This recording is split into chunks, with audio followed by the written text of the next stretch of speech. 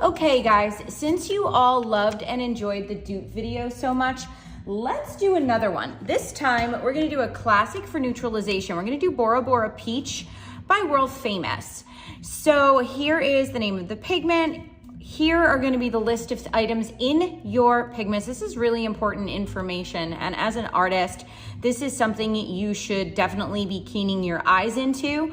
A lot of people will rely on things like SDS sheets. Guys, just so you know, if it is not a regulated ingredient or the ingredient in here does not meet the threshold for that regulation, it's not going to be listed. So it may potentially not be a full list of ingredients. The back of your bottle is always an amazing place to double check that information and make sure you have the most current information possible. I know this is really hard to read, so I went ahead and transposed it. So Bora Bora Peach contains titanium dioxide, orange 13, and blue 15.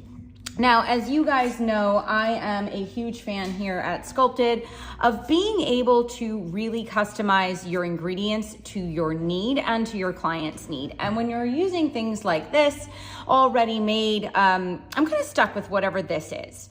I also do not love using colorants like blue, violet, green, in my pigments. That is a personal preference, especially for lip work. I find that long term, they can create some unwanted things that I want to eliminate, and I don't need to have those colorants in to get to the color that I want.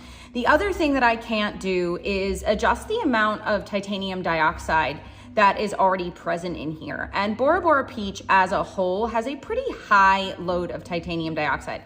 It is listed as the first ingredient. It is also extremely opaque, as you guys can see here on a drawdown sheet, and it contains somewhere between 60 and 80% of the bottle itself will be that titanium. So that's a lot of titanium, and I don't always need that much, especially when it comes to a neutralization. I really like to line up the opacity I need in the pigment to the opacity being given to me by the client's natural canvas or their lip. Okay, so without further ado, let me show you guys what I have over here. I did these last night before I left the studio, so that way they had a full time to dry. I have Bora Bora Peach here, and we can really see how white and opaque, how well it covers that black, as well as how white it appears over that black, right? That's a good way to test your opacity. These are drawdown sheets, guys. You can get them at permablend.com. They make some great ones, or you can even make one maybe on Canva with a black rectangle. You just have to know that you have to really let that black dry so it doesn't end up in your mix. Another little tip for you. Okay, and here I have made two dupes. I have made a low titanium version without blue, and I have made an equal amount of opacity here by mixing two colors together. So again, I am in control of the level of titanium that is being used, and I am in control of the level of opacity that is being used, and I have removed the blue in the dupe. So I am using the Enhanced collection here.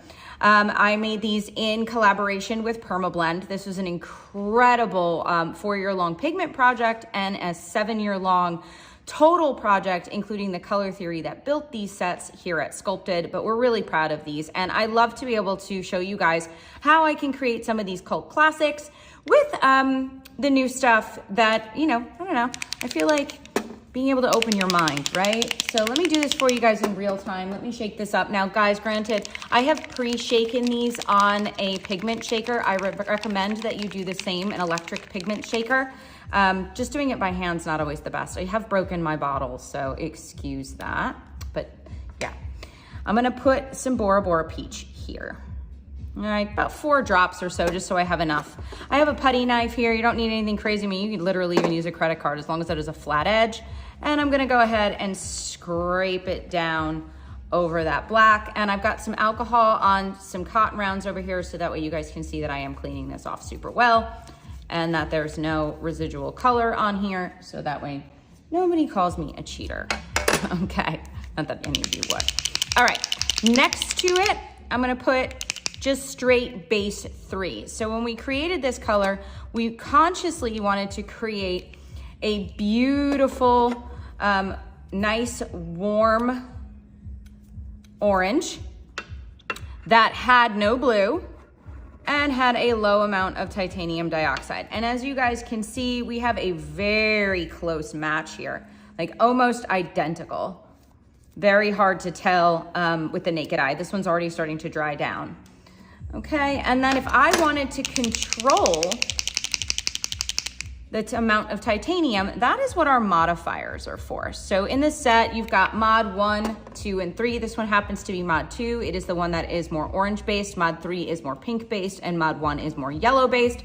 And you can get really creative just by using the modifiers to help you adjust your color. And no, it's not pure white for a couple of reasons. One, pure white is really difficult to integrate into your pigments. And two, using titanium dioxide, I'm gonna put 3 drops in here. Using titanium dioxide is kind of, you know, I hate to say it like this, but it's an advanced skill to some degree, right? You wanna be very careful when you're using it and when you're using it in high amounts. Let's hopefully this doesn't dry. And we're gonna scrape it across. Woo, look at that.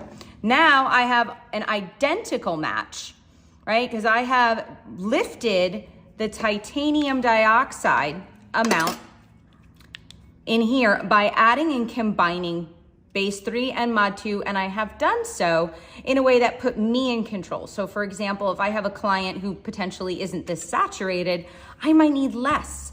Or maybe I have a client who potentially has more, or I need more coverage, right? White brings coverage, brings opacity. Think about the difference between a tinted moisturizer and a high definition foundation, right? One is more opaque than the other.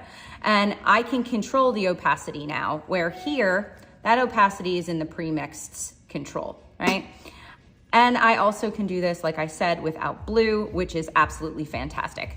So if you are looking to dupe Bora Bora Peach, right, and get away from using tattoo inks on your lip clients for various reasons, or whatever your reasons may be, I know what mine are, you've got an alternative to do that with pigments that were specially formulated for lip tissue and puts the artist in complete control. I hope that helps. I hope that inspires you guys to continue to stay creative and flexible with your choices. So yeah, if you like this video, let us know in the comments. Like, follow, and share.